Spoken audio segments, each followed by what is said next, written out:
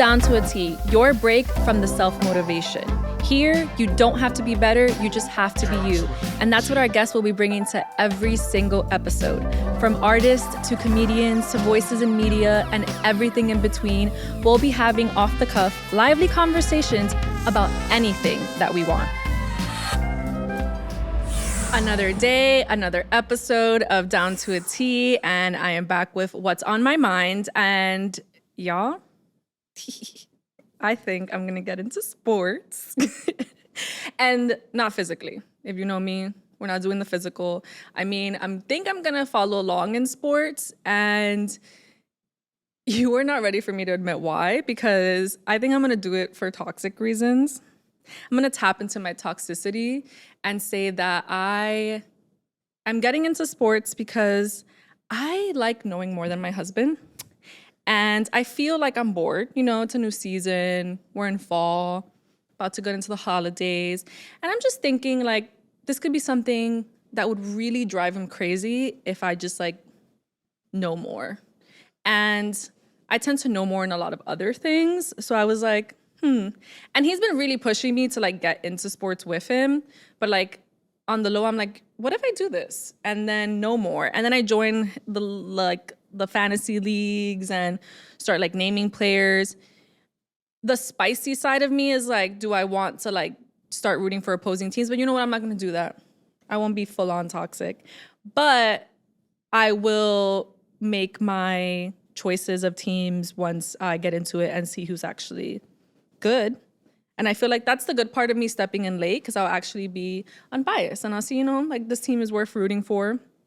Of course, I'll think about my home states, home cities, and things of that sort. But yeah, I'm like, he likes all the sports. So I'm like, what do I step into first? But I'm thinking maybe football, basketball. I'm a little familiar with baseball already, so maybe that. If you have recommendations into what I should step into first, let me know. But I'm thinking about it. And we're all having fun here. What do you think would be impressive for me to know? If I come in here one day and just shock, not just him, but everybody around me, I just walk into, like, a football Sunday and I'm just like, ooh, that was a good play. How do we feel about that? All right. And this will all make sense as I welcome my guest for this episode, Melissa, and we talk about sports, her dedication to sports. I'm telling you, her dedication is on her off days, on her on days, which we will talk about.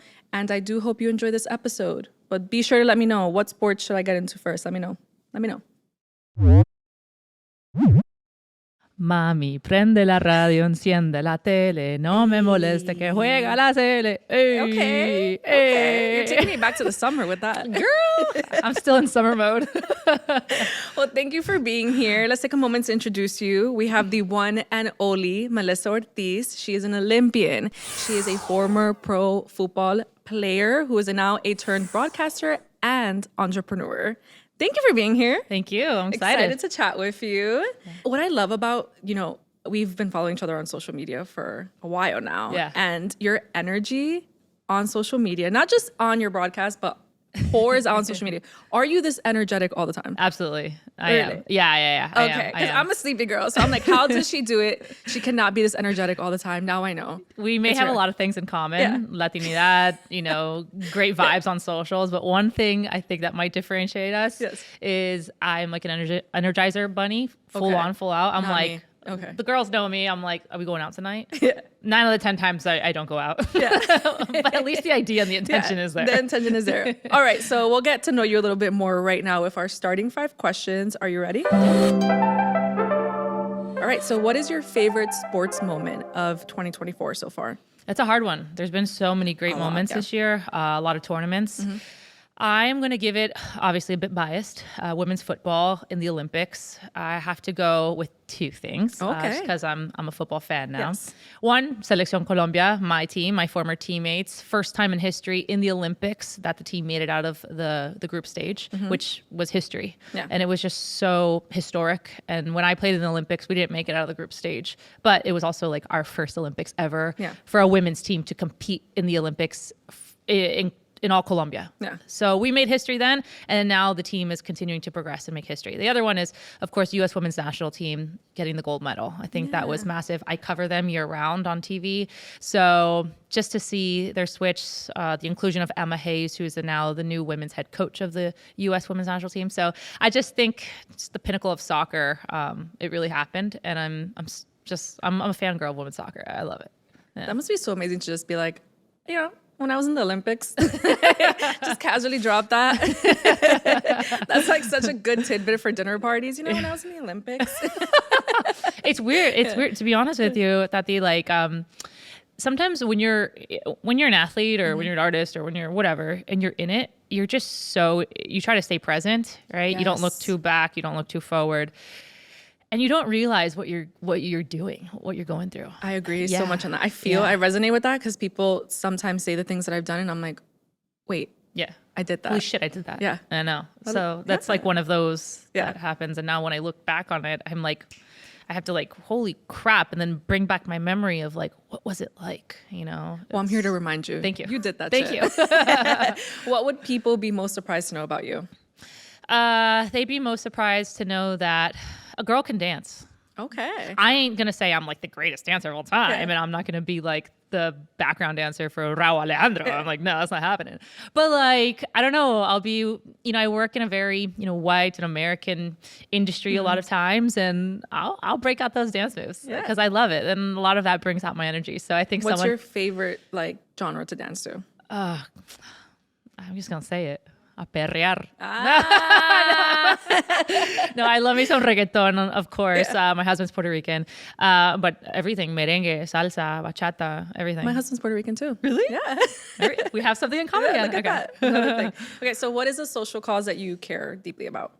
I just mentioned it, women's soccer, but it's more specifically women's sports. Okay. I think, especially as Latinas, a lot of times sports in general is in a great emphasis.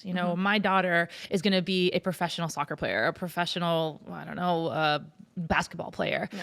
It's never a big motivation parents give to Latinas especially. Yes. So my big thing and my passion is inspiring Latinas to get into sport, because sport for me just gave me so much in life, especially soccer, confidence, teamwork, just how to really believe in yourself and believe in dreams and dream big. So that's for me. That's beautiful. I love that. Awesome. What is the most Colombian thing about you?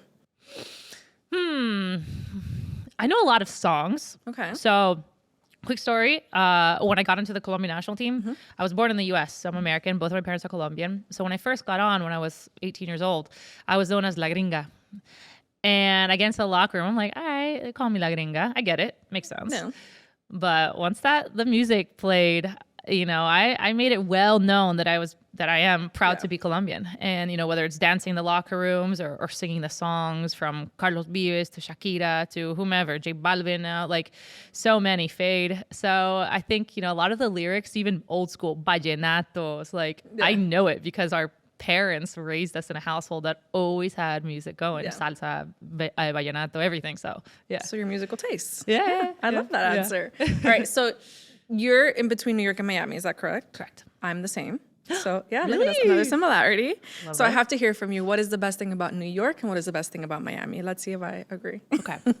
So best thing about Miami, and granted, asterisk, I was born and raised in West Palm Beach. So it's an hour and a half north of Miami. But I still, was in Miami. I like that you say that disclaimer, because that's like when people get mad that someone from New Jersey says they're from New York. Exactly. Or me, I'm like, I live a little outside of Miami. I'm not in it. Yes. So then people are like, exactly. So good disclaimer. Yep. So I grew up a little bit different than growing up in Miami, but I know Miami very, very well. Yeah. My favorite, right? Yes. My favorite thing about Miami, I just love when you're like walking around, whether it's Brickell, Wynwood, wherever, and you just hear, whether it's music, you just feel like you're in a Latin country, honestly. Yes. And it feels so fitting. You're just walking by and there's like jams, there's reggaeton playing, you're passing by a bar, whatever it is. Or it could be like 11 a.m. and there's music playing. I love that. And obviously I love the heat. I love me some sun, full year round. Yeah. The sunlight, it just feels so good. But my dad actually stayed with me for a month. He's out in the Dominican Republic. That's where he lives. And he was like, the one thing I love about Miami is that he would go pick up his coffee and people would talk to him in Spanish. True. And I'm like, that's why I resonate with what you're saying. Because I'm like, I didn't appreciate that until he said that. And I was like, oh yeah, because it feels like home. Yeah. You just feel like, because I grew up a portion of like my adulthood in Washington Heights in New York. Okay. And so I had that, like people speaking Spanish and the music playing all the time. And like I would hear it from my window, like people blasting you know, Spanish language music. And so I feel like your alarm clock. Yeah, set your alarm clock. There you go. Every Sunday. And I feel like I get that in Miami. So I love that. Okay, so what's your thing for New York? My thing for New York, I've lived in New York City now for 6 years. Wow. Yeah. You're almost at the 10-year mark. Which they say makes you an official New Yorker. I know. My parents, when they both immigrated from Colombia separately, they actually met in Queens. Oh. So I have like a lot of New York influence in me, even though I was raised in Florida. My favorite thing about it, one, the diversity. Two, you could step out of your apartment and just walk. Like walking is a blessing. And to be able to go to La Bodega, to wherever at lunch, it's so amazing. And then also, I have to say this, something about New York just keeps you humble, because you could be in the subway, taking that L, taking that G, taking that whatever train, and next to you could be some random person. The other next to you could be, who knows, like some CEO of a company, you know? And so I just feel like people in New York grind, and yeah, there's people that have chauffeurs and all that stuff. There's the luxury. But at the end of the day, like, New Yorkers are New Yorkers, and they know what the hustle was like and is like, and it keeps you humble. And that's something that I feel like as a Floridian and as a South Floridian, we forget that a lot in Miami. Yeah. Yes. Yeah. Look at that. They should make that a New York commercial right here. Just cut that part. That was so beautiful. I thought about it for a second. I'm like, wait, do I want to move back? That's good. And I honestly was saying this, I got more steps in living in New York than I do in Miami. I have to remind myself to go for a walk, which is so frustrating. Yeah. Because I'm like, walk. Yeah, because to walk, like just walk, get out of your house. Yeah. And it's like, I sit down in the sun. Yeah. Because people are like, oh, but it's like so beautiful. But I usually typically just sit down and take in the sun versus like walking around. And then New York, you're walking to the train. There's so many levels to the train station alone that you're just getting in like 1,000 steps just in the train station. You're like sweating in the summer. You're like, why am I doing this?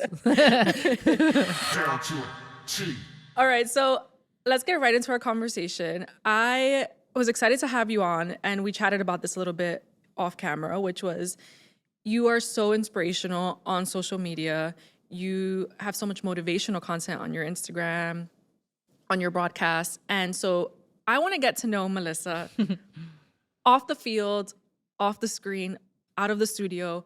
Who is she? What is she doing? So I'm going to ask you, what are you doing on a lazy day? Do you have lazy days? I do. Okay. I do. I have lazy days. But what's crazy is I love soccer, football so much that even on the lazy days that my husband and I watching it. I'm watching it. Okay. It just like happens, you know, we like put on TV and it's the weekend and, you know, the Premier League is playing, the NWSL is playing, La Liga is playing, the USL Super League. It's like, there's so much soccer and it's year round. And of course me just like wanting to be in the know and like know what's going on because it changes so much, but it just comes out naturally. Like we turn on the TV, it's like boom, soccer game on. It's like oh shoot, that's a good game. Oh whoa, you know. And then we just like keep watching it. But then there does come a time in those lazy days where I tell my husband, because he loves soccer and he doesn't work in it, so I get it all the time, and he doesn't, so he wants like more of it.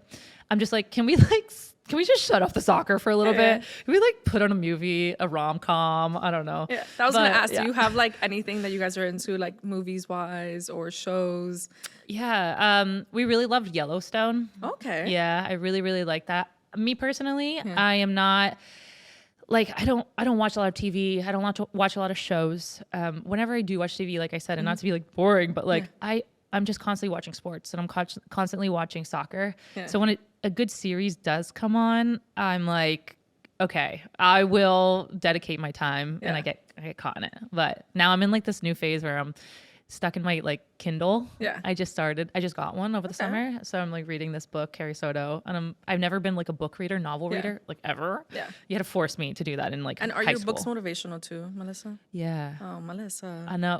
That's why I was like, I don't want to read. Like, this is boring, you know? It's like, so one of my friends was like, you should buy a novel, like get into stories. And I'm like, all right. So on vacation, I did that. And I was like, oh shit, like this is actually really cool. Good. Yeah. It's like, I love reading books. Okay. And so like, I'm reading actually Happy Place right now. And I just feel like it's another way of taking in like, consuming a different form of like fantasy. Yes. Yeah. It makes It's your so mind good. like, Yes. I hadn't felt that in a while. Yeah. And it's so good when it's like adapted and you see that the book was actually better than the film or the show. I'm like, because you just can't get what you get from a book and try to put it all into an hour, sometimes 30 minutes. Yeah. So last time I did it was like 50 Shades of Grey. Oh.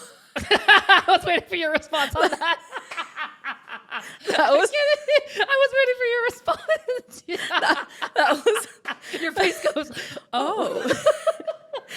I remember what it was to read that and then go on screen. That was actually one adaptation that I felt like went to screen pretty well. Yeah. Which I don't know what that means. Clutching my pearls. Yeah. Yeah, because I felt like I was clutching my pearls with the book and clutching my pearls in the movie. Yeah. So I think it did do the adaptation well. Yeah. Because I thought like, oh, how do you make this so rated R for a movie? Yeah. But it was still rated R. It was. I think I was like in college reading that. That's what I'm in my saying. I was dorm. also like, I didn't feel appropriate reading it. I think I was like just getting into college as well. I was Yeah. like, My roommate's like, what are you reading over what there? is happening? Because I'm like, oh my God, what is going on? I feel like I've experienced that twice. Once with 50 Shades and twice the second time with Bridgerton, where it was that like, it's also like one of those. Bridgerton? No. Oh wow. Okay. Should I put it on my checklist? Yeah. If it is a little rated R. Okay. But it is like in the fantasy, it goes back to like way back when in like the UK, all that stuff. Like, Okay. Yeah. Interesting. Yeah. We went from motivational books to like some. What do you call those? What do you call those? I don't even know what What's you the call genre? them. What is the genre? What is the genre? Like 50 Shades of Grey. What would we call that? That's erotica. See, we literally went from the book 10x to erotica. Yeah, erotica. I didn't even know the name for it. I was like, why? I love that I got you off guard. That you did. You So got good. me. I was So just good. like, I did not expect you to say that. I thought you were going to say something completely different because you were going down this motivational route. And I was like, I need to know something of you. Because I was like, I aspire to be like Melissa, where she doesn't even know what Bridgerton is because I dedicate too much time to television. Like, I need you in my house turning off the television for me. Yeah, but I feel like I missed out a lot. Like, there's a lot of inside jokes. Like, oh my God, this. And I'm like, oh, damn. That's why I'm shocked about Bridgerton. Because Yeah. not even like super, this is not a judgy zone. Because honestly, that consumes way too much of my time. But I'm like, I feel like that was such a big pop culture thing. Like there's this whole carriage scene that everyone was talking about and Pitbull. They played like a Pitbull song in it for last season. Damn. And it was like a Pitbull song for a sex scene. Whoa. Yeah. Which one? The Give Me Everything. He was like, Which is like upbeat. Yeah, it was like, give me everything. It was like, Really? it was like really interesting. Yeah, and then Pitbull reposted it and it was like a whole moment. So I'm like, that's why I'm shocked. Yeah. all right. Yeah. So if we win on your phone, your whole algorithm's probably Soccer. 100%. Yeah. Yeah. It's like soccer, like now like running, marathon running, like all this stuff. Yeah, those are like the two main things. You need to have like an intensive course where you like to teach people how to get one into soccer. Do you have anything? Where like I used to. Okay. Yeah. When I first started doing content on socials, I started out actually with doing drills and talking about it and like, I don't know, and more educational. Yeah. And then once I got into broadcasting, I need it that changed. because I need to get into. I'm trying to actually get into sports. Okay. Because my husband's a very dedicated sports fan for everything. Okay. Like he's into everything. I got you. Yeah. And I'm like, I'm trying to keep up. Yeah. Because we're competitive, but I can't be competitive for him in sports. You should see my husband and I. It's like, it's ongoing battles. Have you ever had like an actual fight over like heated argument? Yeah. Yeah. It's more over like playing, it was called FIFA now, it's EAFC. Yeah. I grew up with two older brothers, so playing FIFA and video games was very much part of who was going to wash the dishes. Yeah. So at the end of the night, at the end of the okay. night, my mom would cook and my dad would, do whatever. And my 2 older brothers and I, it'd be like one has to wash, one has to dry, one has to put away the dishes. Yeah. So we're like, all right, should we play it out? Yeah. You know? So we would do a quick mini tournament between the 3 of us. And whoever lost, like the worst, had to wash because I hate washing. Everybody hates washing. Yeah. Drying was like fairly easy, but that was like the second place. And then just putting away, you're just putting stuff away real quick. Yeah. So yeah, we would battle it out, play FIFA. So now getting married, actually, the first time I met my now husband, this is the first time we met, we were playing video games because he came over my house and he didn't know that I played, right? Yeah. So here he is like all cocky and shit, like, oh yeah, I got her. And I beat him. And he's like, what? Never again did he want me to ever win again. And it's actually like he wins majority of the games that we win now, that we play now. Yeah. He probably was practicing on the low. Seriously. Like 2 a.m. waiting for you to fall asleep, or next time you came over, he was like practicing. Seriously. So we get at it, and like I hate losing, and I hate losing to him especially. Yeah. So yeah, I'll give him like the side eye. So you still play to this day? Once in a while we will. You see, now we're getting down to it. You play video games. I do. See? But like not a lot. Like no, sports, but still, that's soccer. still that's still a thing. Yeah. Because we had someone, Ileana, who was on. She's a gamer and she games with her husband as well. Sick. And they play like really fun games, and they're actually trying to start a TikTok channel on like playing together. And we were saying that I play, but you do? Yeah. What do you play? I play like Hogwarts. Like I play a lot of fantasy stuff. Yeah. We discovered in that podcast episode that I'm a cozy gamer. Okay. And cozy gamer. My husband's a sports gamer and like also Call of Duty. Yeah. But he does like MLB The Show. 2K. He does, all that stuff. Like 2K. Now he's doing the college football one. Yeah. So he loves all of those, like Madden, all of that. So he's into that. My husband's super into Fortnite. Oh. Yeah. That's a good one. See, that's a cozy gamer.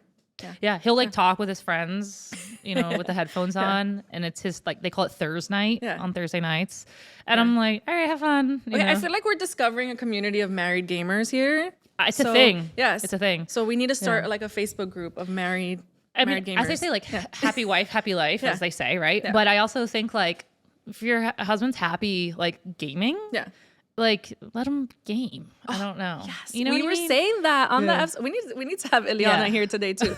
I was like, if I'm gonna have my man at home happy playing his video games, as long as things are getting done at home. Yes, that's the one thing though. I do have to give those reminders out here and there. That I'm like, why not let him be happy playing his video games? That's like me with my reality television. Like, boom. Yeah, that's it. So see. Okay, see, now we need to start this support group and get down to it. The one thing I did want to discuss with you, talking about women in sports, I think the conversation has shifted so much because of WAGs and the wives and girlfriends, for those that know, wives and girlfriends of sports. And I feel like when people think about women in sports, unfortunately, the only thing that they're thinking about is like the girlfriends and Taylor Swift and the celebrities that are now dating football players. And so like, what is your thoughts on like where the direction of women in sports is headed? And like, I think there can be a balance, because I think that there's nothing wrong with, celebrating the wives and girlfriends of athletes. I do think that there's like a huge commitment in being involved in that. And like, that's something that people are fascinated and love to follow that journey. But I also think that there needs to be a balance. And I would just love to hear your thoughts as well. Yeah, that's a good conversation point. Yeah. Especially as Latinos in sports. Mm-hmm. We base it so much on just men playing sports. Yes. That's it.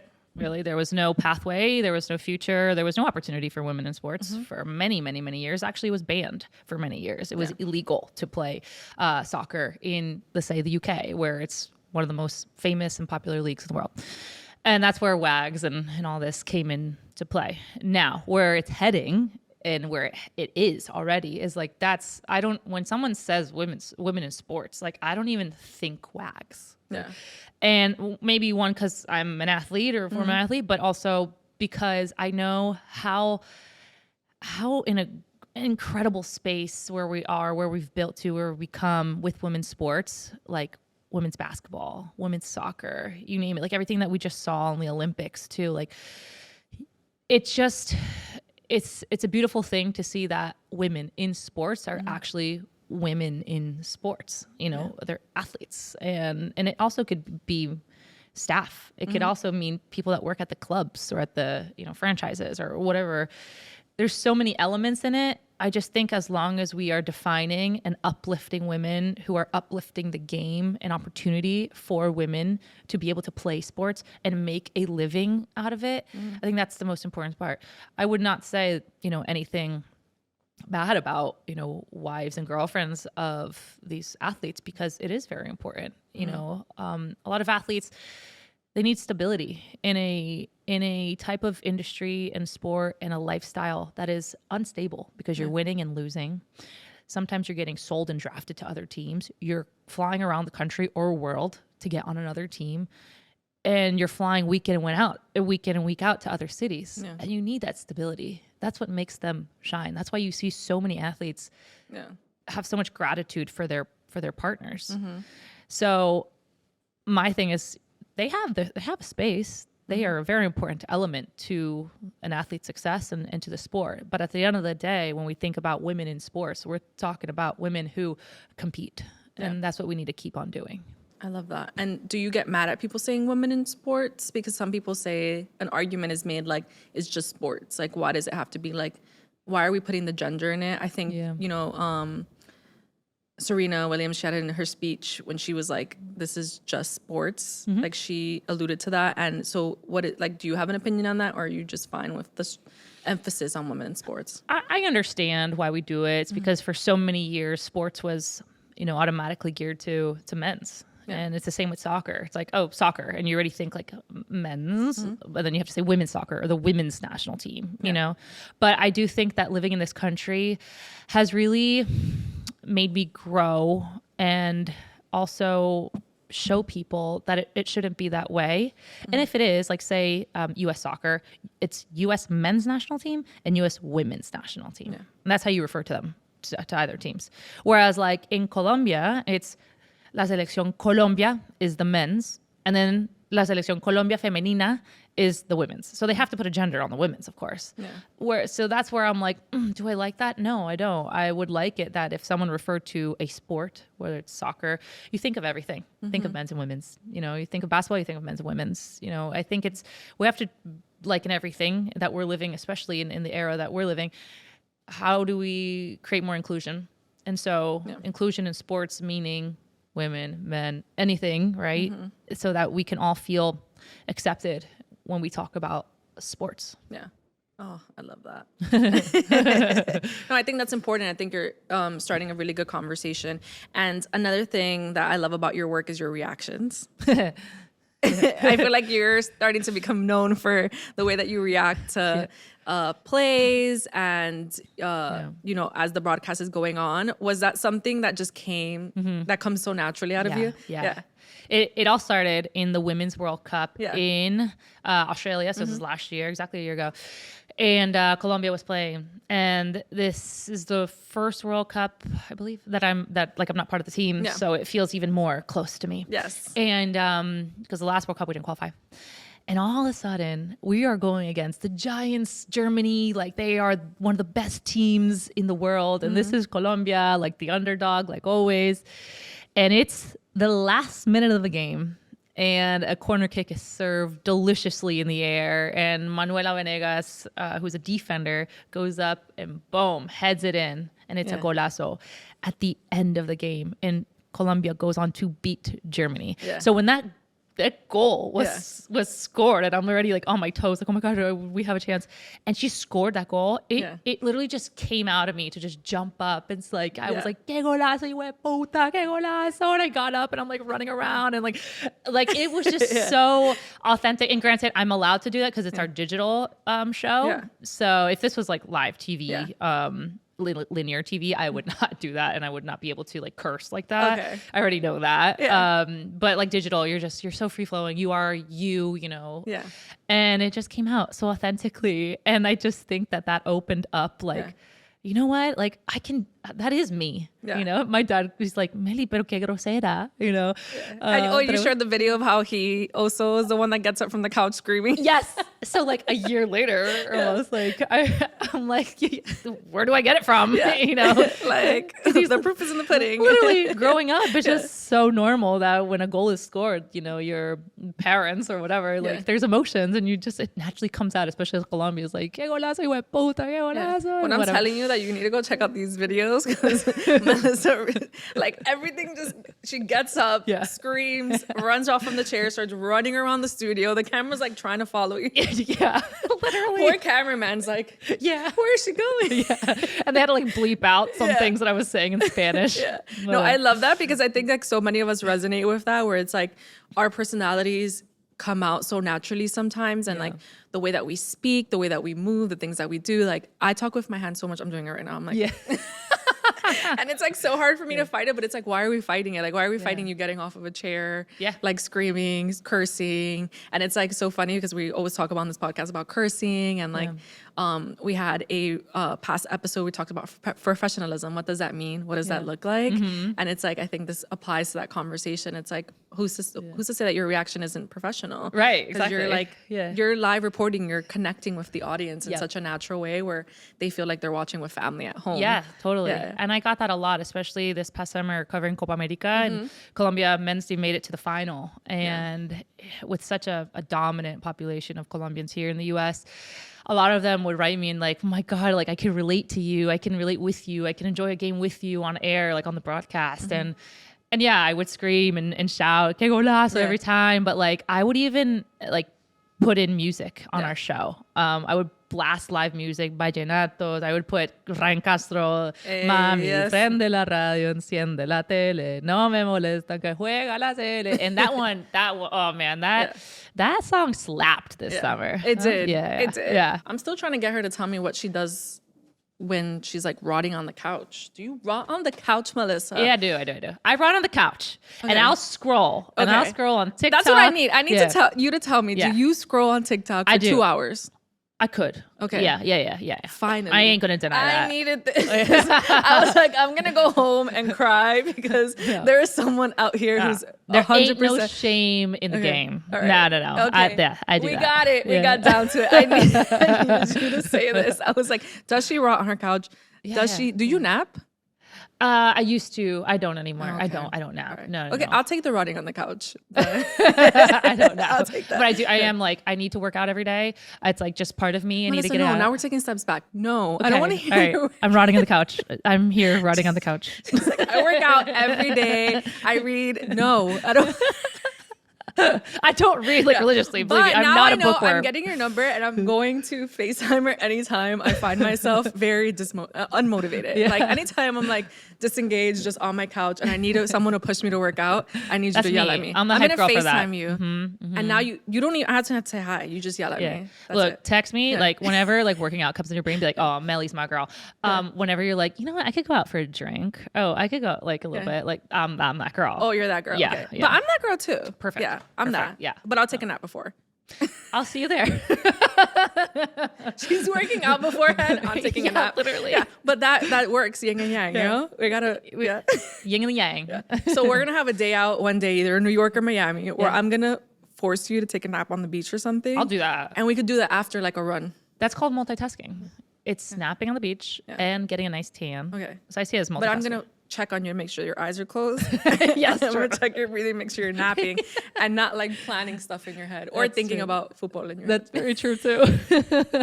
All right. So we ask all of our guests before they come on the pod, what is one thing that's on your mind? What is one thing that you want to talk about that you don't get asked? Yeah. And you actually wanted to keep yours a secret. I did. I'm scared. Don't be scared. It's just, it's a bit frustrating, to be honest with you. Tell me. Girl, like bodysuits, what the fuck? Bodysuits. Yeah. Bodysuits that have the 2 clips on the bottom of your private part. You feel me? Like, I'm on live television with a bodysuit on, and I have 2 buttons just you know, and you're walking. And it's just like a constant wedgie. I want to know, who are the designers of these bodysuits? You go to Zara, you go to H&M, you go to Target, you get these bodysuits and they look amazing. The material is beautiful. It's so comfortable. And you put that thing on and after 5 minutes, you have a wedgie to freaking Africa. Like, I am just, I'm appalled. Yeah. And I feel like every woman, like, this is something we need to get off our chest because whoever the designers are need a solution to this. That's what I want to get my chest. Well, if we want, maybe the benefit of that is that they were trying to think about us peeing. Yeah. Like, maybe they were trying to make that easy for us. And like, I get it. Because are you talking about the ones with the buttons or are you talking about the full on bodysuit? Where both. All the above. Okay. Yeah. Because when you said bodysuit and then like, I thought about the ones with the buttons because that seems to be the one that makes me most uncomfortable. Yes. Yeah. I know. I did not expect you to go there. I did not. I know even when you said bodysuits, I was like, are we in favor? Are we not in favor? Are we mad? That's why I wanted to see a reaction on it. I was like, wait, what? Bodysuits? It's just like, and then it's so funny because especially like in the TV world, you know, you're in the green room, you're waiting to get on live camera. And like some of the women and I will have it like unbuttoned and just like hanging out, like flapping. Yes. And it's like flapping. And it looks so funny, but it's like, no, we're like, mine's we're always on a break. We're on a bodysuit break. No, mine's always unbuttoned. Like mine does not stay on. And then there's sometimes where you keep it unbuttoned and then you have your pants up, but then like it could ride up. And then all of a sudden you're like, oh dude, no. The struggles of our bodysuits. I know, but they're so cute. Yeah, they are. They look really good on your bodies. Yeah. And it's called a bodysuit. Yeah. But I'm like, they got to do something with like the bottom. Like it's a wedgie maker. Well, maybe that's your next business. Maybe it is. Yeah. I need some maybe padding. I don't know. I need some like full coverage. Is your first step in creating bodysuits. This is it. That's it. I'm pushing you. I'm gonna motivate you to do that because I agree with you. I'm like, I don't own a lot of bodysuits for that reason. Yeah. That's why it took me a second. I was like, bodysuits. At first I thought like swimsuits. And I was like scrolling through my mind of bodysuits. I'm like, what is she talking about? I know. I was trying to think of the correct word too. I'm like, is it bodysuit? Yeah, no, it is bodysuits. Yeah. It is bodysuits. Okay. That's it. I needed to get that off my chest. It's really been bothering me physically and emotionally lately. When was the last time you wore a bodysuit that this is so fresh in mind? Like the other week. Okay. Yeah. You really held on to that. She was like, I am so angry about this damn bodysuit that I'm going to take this moment right now to talk about it. No, I feel you. I think I only own one bodysuit for that reason. Yeah, I think the audience is really gonna share the same sentiment. No, I'm telling you, there's a lot of women that feel the same way. It's uncomfortable, and you're getting a wedgie, and it's not TMI, but you're getting a wedgie in the front and the back. Boom! Like it's an all over wedgie. It. Exactly. It's an all over wedgie. It's an all over wedgie. Yeah. So. There's got to be a solution. Thank you for sharing that. You're welcome. I think we needed that. I need a real moment like that. Not only did I get you to tell me that you rot on the couch and scroll on TikTok for 2 hours, but I also got you to talk about the unpleasantry of bodysuits. Yes, exactly. Thank you, Melissa. You're welcome. I'll rot on the couch, not in a bodysuit. Yeah, not in a bodysuit. But I'm going to wait for that business. Okay. Because we need it. That's it. Okay. I'm like, do we even share this? Because then someone's going to take your idea and be like, you know what? Let me launch bodysuits that are comfortable. The sooner the better. So fair game if they do. Okay. And if anyone heard it, there was a car that was going on in the background because that is the sounds of New York City. Yeah, so. That was, I heard that. I was like, do I stop? But we kept going. I'm just gonna call it out because that is what we're doing. All right, just part of it. Yeah, it's just part of it. This is a part of filming in New York City. Yeah. All right. So what do you have going on? Let's. I know you have your business. Yeah. I'd love to hear a little bit about that. Mm-hmm. What do you have coming up? Let's talk about the business a little. Yeah. So one half of my job is as a broadcaster on TV. So I cover both U.S. men's and women's national teams on TNT, which is owned by Warner Brothers. And that takes up a lot of my time because I'm constantly traveling and going to all of their games. Yeah. Apart from that, I do a lot of fun things on social media, as you've seen, as a quote unquote influencer in this world and age of content creation. So I get to partner with a lot of cool brands and do that, whether it's in the soccer space, the fitness space, a lifestyle space, you name it. And then yes, the business that I co-own, it's called Kickoff Coffee Co. And it was made actually during COVID in 2020. Oh, wow. Yeah. And my brother came up with the idea of, there's not a coffee brand around soccer. And, you usually watch soccer games early in the morning on the weekends. So like 7, 8 a.m., you're watching the Premier League, La Liga, and then later on the day, NWSL, like women's games.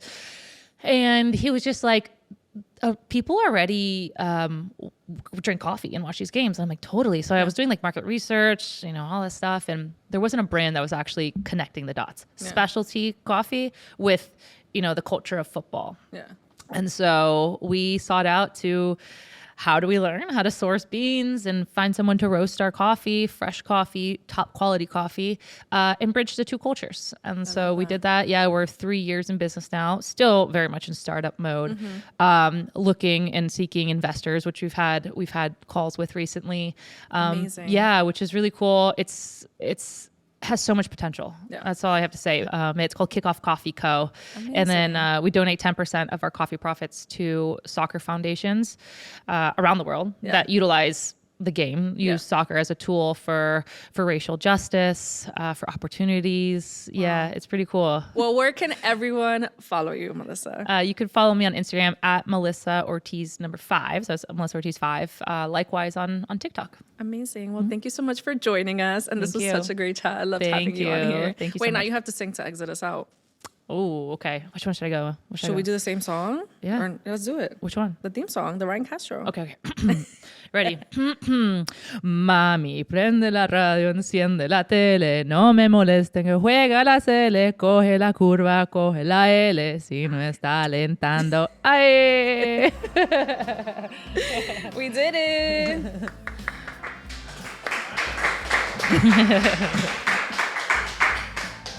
Down to a T.